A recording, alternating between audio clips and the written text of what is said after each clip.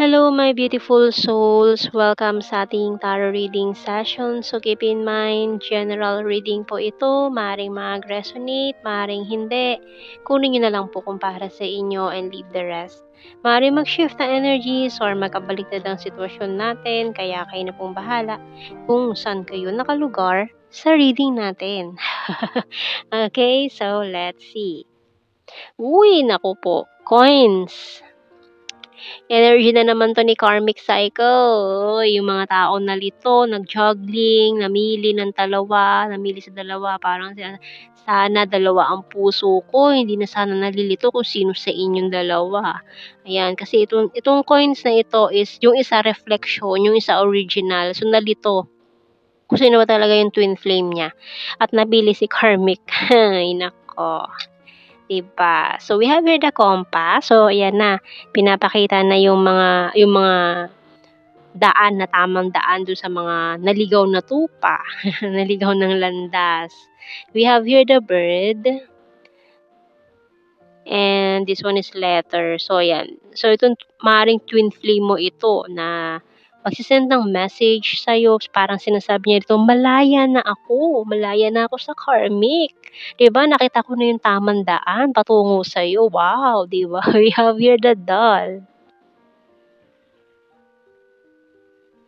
So, yung bottom card natin dito ay medication.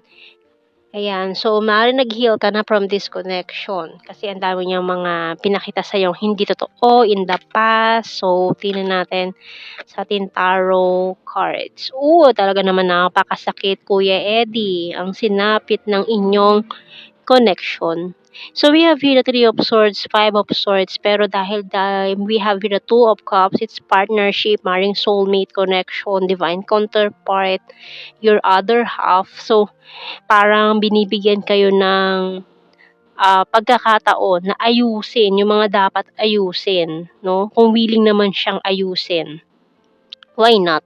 So, we have here the Two of Wands. So, matagal siya nagpakalayo-layo, maaari nagkaroon kayo ng long distance situation nitong taong ito. And siguro nagnilay-nilay na rin siya kung anong gagawin niya, kung papaano aayusin 'to. So, we have here the karma, judgment. So, ito na ano na siya ng mga plano niya kung anong papaano aayusin 'to. So, we have here the Four of Wands, Ten of Swords. Napakasakit talaga ng mga pangyayaring ito na pinakstab ka pa o pinagsasaksak ka sa likod hanggang sa lugmok ka sa lupa, bumagsak ka. And then, we also have the King of Swords. So, yung bottom card natin dito, Ten of Cups. So, dahil nga maaaring for some of you, may family na kayo or kasal na kayo nitong taong ito na nagbabalik loob. Ayan, 'di ba? So, tingnan natin, ano bang masasabi ng archangels natin sa reading na ito? Uy. So, nag-flip tong dalawa. So, kunin natin. Patience by Archangel Jophiel. Your dreams are blooming more rapidly than you realize. Still, they need nurturing and patience. And meron pa tayong clairvoyance by Archangel Raziel. I'm helping your spiritual side to awaken fully so you can clearly see heavenly love. So, tinutulungan ka ng ating Archangel dito sa connection na 'to para makita mo talaga kung totoo ba ang intensyon nitong taong ito, 'no. Pero parang nagsisisi naman na siya sa mga nangyari in the past, 'no. So, tingnan natin. Sa ating tarot messages oracle cards. Stubborn but practical. So, ito yung ginawa niya noon, nagpaka-practical lang daw siya, mga gano'n.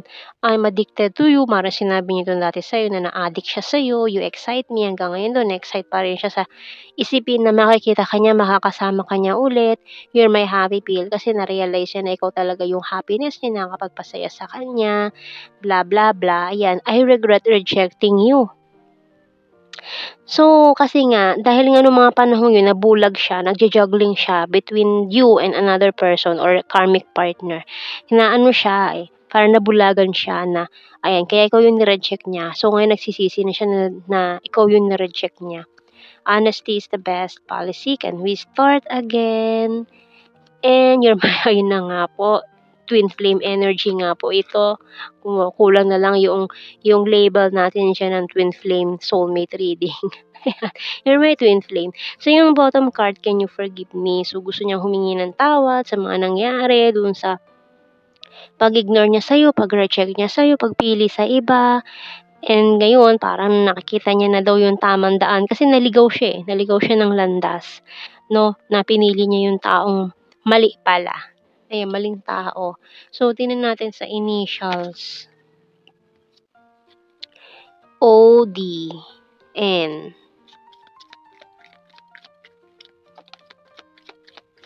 Parang lumilipad lagi 'to si J. Ayan. Maraming kay J.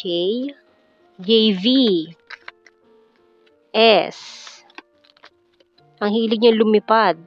K, iniwan ka siguro sa ere, kaya 'tong letter J ang hilig lumipad. Letter P, may mga iniwan sa ere ni J. Letter G, bottom card. Hilig niya lumipad, eh.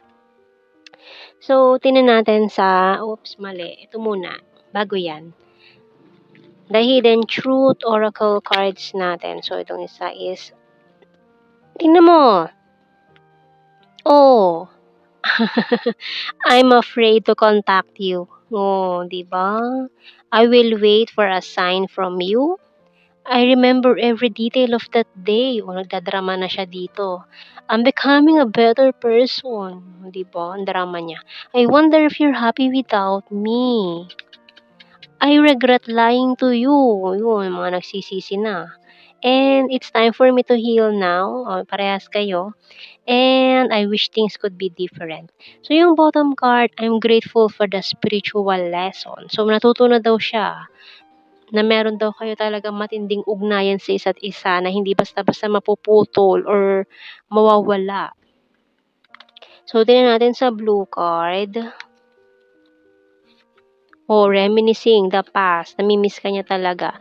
And, oh, another regret card. So, ang laki ng pagsisisi nitong taong to. And, oh, 'di ba? Guilty pa. Nagsisisi at guilty, ayan, sa mga nangyari. So, tingnan natin sa ating general signs and the messages.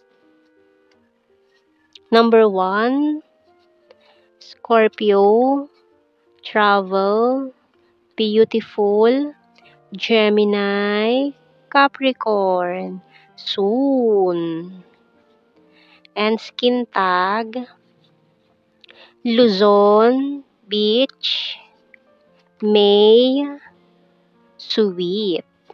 Chaser, may mga maghahabol na.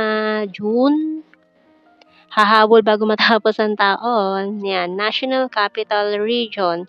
Fantastic Friend, number 3, Virgo, 10, Sagittarius, number 4, Visayas, Trustworthy, Water Sign, Cancer, Scorpio, Pisces, Flower Farm, Green-Minded, Present Lover, Aquarius, ngayong September, March, Ex-Lover, February, Divine Feminine, Karmic. Oh, yan, si Karmic, diba? Talaga naman. And the Wands, Fire Sign, Aries, Leo, Sagittarius. And the last one is Sword, Air Sign, Gemini, Libra, Aquarius. So, ngayong rainy season, no? May pinaplano. So, yan ang ating reading, my beautiful souls. Thank you for watching. Take care and God bless. See you in our next reading, guys. Bye-bye.